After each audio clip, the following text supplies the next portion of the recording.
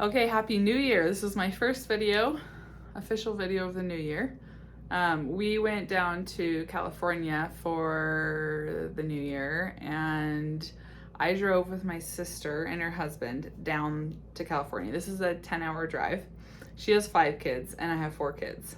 So 9 kids, myself, her and her husband, 12 people, in her 12-seater van. I originally wasn't going to go down because Zach had to work.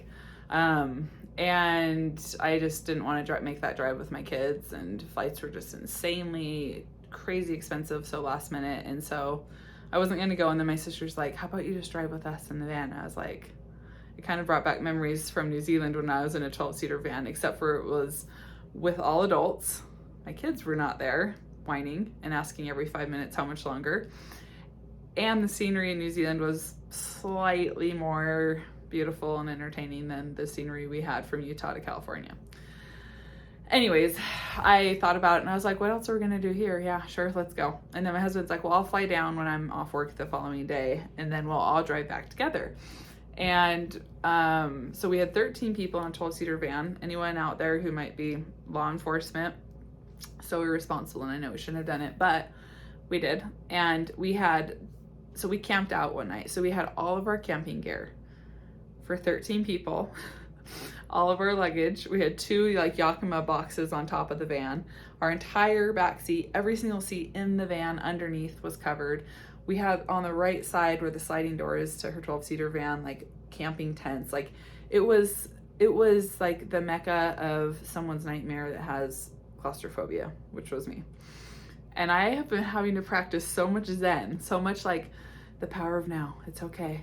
We're just in the moment. It's not good or bad. We're not having sharp shooting pain in our back. Our legs aren't swelling. We feel like we can't breathe. It's okay. Like I had to just keep reminding myself that we were going to be okay, right? And seriously, it brought me back to when I was in recovery and I'd have to sit on a couch when I was resisting urges to go exercise, and just be like, you're just in the moment right now. You're just sitting here. You're sitting on a couch. Your body's okay. You're okay. You've got oxygen to breathe. And I just had to kind of like walk myself or talk myself through it, and I had to do that in the van just because I was so closed in and I couldn't move for so long. So the drive down was like, initially should be 10 hours. It took us like 12 because we kept hitting accident after accident after accident. But it wasn't too bad. Actually, the kids were like so good. I couldn't believe how little complaining they did, and they just were really, really good in the car. The drive back, however, so we had Zach, so I was like, surely this will be easier, this will be better. Oh my gosh. We didn't leave yesterday until about 1:30 in the afternoon because we went to a Rose Parade in Southern California. It's like this big parade that I'd go to growing up every single year. It's tradition for my family, so it was fun to like introduce my kids to this new tradition for the first time. So we left the parade at like 1:30, and like 30 minutes in, kids are like, I need to go to the bathroom, we're hungry. I'm like, oh my gosh, it's gonna be such a long trip. So it took us 15 hours to get home yesterday. We got home at like, 3, because we lost an hour. So yeah, it was like 15-ish hours. If I'm doing the math correctly, I'm probably not. I didn't get to bed till like 3:30 in the morning this morning. Anyways, we had so many accidents, so much traffic with people trying to get back into town for work, and crazy blizzard for like the last 3.5 hours. So we were driving like 30 miles an hour, barely moving. Anyways, we made it home, and I was just like, oh. And my sister and husband I told you I was going to talk more about just my mundane life that is somehow I can make entertaining and dramatic. This is just so, I'm sure, like edge of your seat story.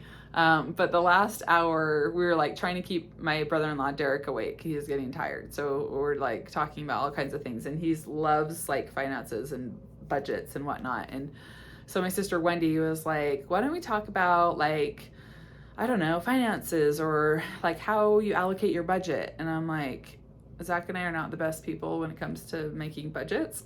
And I've like always kind of resisted it and just been intuitive with how we spend our money, and it's just worked out that way. My husband's like, yeah, we should do a budget. 2023, we're doing a budget. And I'm like, I do not want to start budgeting, because it's almost, in some ways, it's almost kind of like, it reminded me of like when I was disordered with a meal plan. It's like, please don't tell me how to eat. Please don't tell me how to spend the money. Well, I'll just intuitively manage it and it'll be fine. And so there's a lot of resistance to it. So then we got in this little kind of like tough about like, should we do a budget? Should we not? In front of my sister and brother-in-law. Like, you can only imagine if you're married listening, after being in a van for 14 hours, it's like 2 a.m. and we're talking about a budget that I don't want to start and he thinks we should. Anyway, so it ended up being a bit tense the last hour, but we did keep my brother-in-law awake. Anyways, we made it home and now we've got lots of unpacking and putting Christmas down and all that stuff. What was I going to talk about today?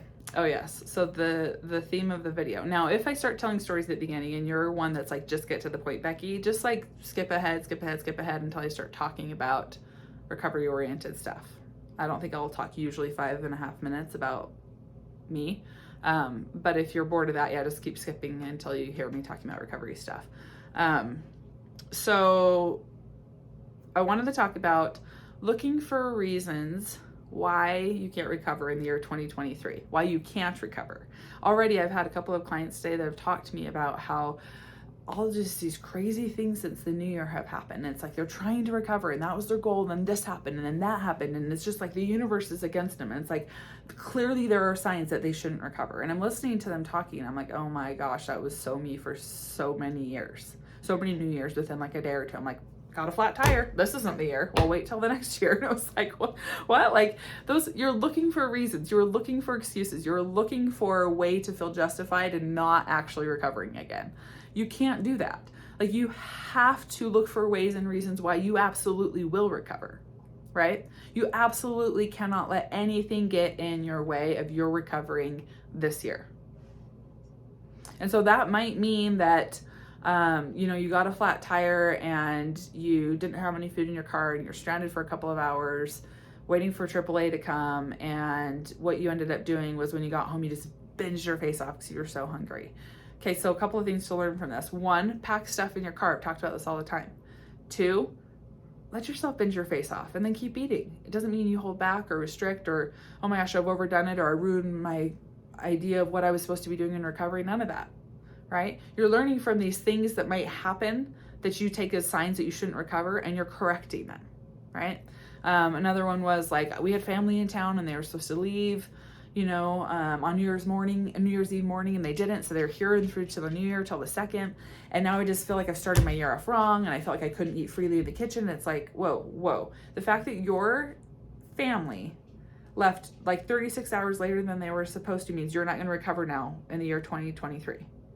Do you see how like there's so much catastrophizing when you have an eating disorder, and there's so much fear that allows you to make excuses that feel really valid, that feel like this is it. You are looking for signs not to recover, and you have to stop doing that. You have to look for ways that you are going to recover, ways and obstacles and hurdles you're going to foresee, and ways you're going to get around them, ways that you're going to continue pushing and persevering until you get to full recovery. So that's my message to you today. If you're that person listening and it's what is today, the 3rd?